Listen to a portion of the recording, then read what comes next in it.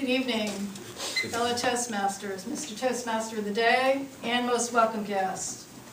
My name is Rosaline DeCost, and I'm here to tell you tonight that there is a food bank in western Pembroke Pines, which you may not know about. And they serve western Pembroke Pines, Miramar, and Weston. And tonight, I would like to tell you about the story of what they serve, the needs that they serve, and the amazing story of how they even began to be. So, thank you. A Place and Time provides food monthly for people who are in need. They serve about 35 to 50 families every month. They also provide free workshops for people because their aim is to help people to help themselves. So part of what they offer is free interviewing skills workshops, resume writing. They outfit people with free clothing for job interviews. They have free gently used clothing for babies, children, and adults. And they also provide baby items for young families who are struggling and going through hard times. But the heart of what they do is really they are there to show God's love to people. They're trying to love people in Jesus' name. They're trying to throw out a lifeline of hope. You may have noticed a lifesaver at your place when you came in. And that's just a reminder of what they try to do. They're trying to throw out a lifeline of hope. And this is for all people. They are a Christian ministry, but God's love and mercy is for all people. And this is for all people. So, again, what they do is they want to love people by meeting their practical needs. So they're showing their love and their thankfulness in action.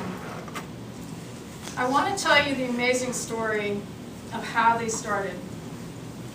It really began with one woman doing one act of generous kindness a long time ago. An acquaintance of Tricia Hanks knocked on her door and showed up with a basket of food and Christmas presents. Tricia was a struggling single mom at the time. She didn't know how she was going to provide food and clothing and basics for her son, let alone Christmas presents. And Tricia was very overwhelmed by that gift, and it touched her heart deeply. Tricia began to know who the Lord is, and slowly her life began to change, and she got better and better. She moved to Pembroke Pines about 5 or 6 years after that, and she married Pete Hang. And their heart was to give back to their community the way Tricia had been blessed. So what do? They began by doing 10 Thanksgiving baskets at the holiday. They called it Baskets of Hope. They got food from their church, donated, and they ran this out of their dining room. And they delivered to 10 families in need.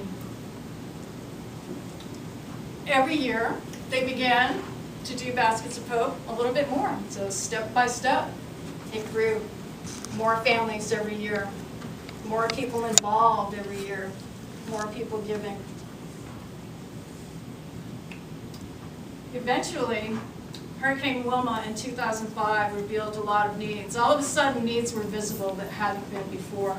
There were neighborhoods in far western Pembroke Pines that no one knew about. At the time, Holiday Park had 2 trailers, and people were living there at the time. And they were devastated by that hurricane. So people who were hanging on really needed a lot of help. That led to, a few years later, Tricia and Pete began an actual food bank, and they started doing monthly food baskets. And it just grew from there. It grew little by little by little. So the needs they serve, in Broward County, you hear a lot of statistics. 1 in 7 families is considered working poor. That's $23,000 a year for a family of 4 or less. 139,000 kids are on free or reduced lunch. But what does that mean? There's lives behind these statistics. So there's stories behind these statistics. But we can't see the needs. We can't tell at the grocery store, for example, there may be a single mom there, And she's fed her kids ramen noodles every night for a week because it's the last week of the month and there's no more money for groceries. You can't see that. You can't tell that someone else has been devastated because their spouse got cancer and there's no money and they're devastated emotionally as well. It's not visible. I met a woman at the grocery store recently in our town, and she shared with me, she was there fundraising for her daughter for a worthy cause. And this makes me really amazed. She opened up to me and she said she'd just been diagnosed with cancer herself. And she had a good job. But because her job is in the medical field and involves physically helping people, her doctors have said she can't work. So you can't see that. She looks great. When you walk by her, she looks great. So needs are not visible often. But they're here, even in Weston. Even in Weston, there are needs here. There's job losses. There's a lot of reasons people are struggling. So on the happy side, A Place and Time and other organizations like that, that's what they're there for. They're there to speak into those needs. They're a place and time that people can go and tell their story.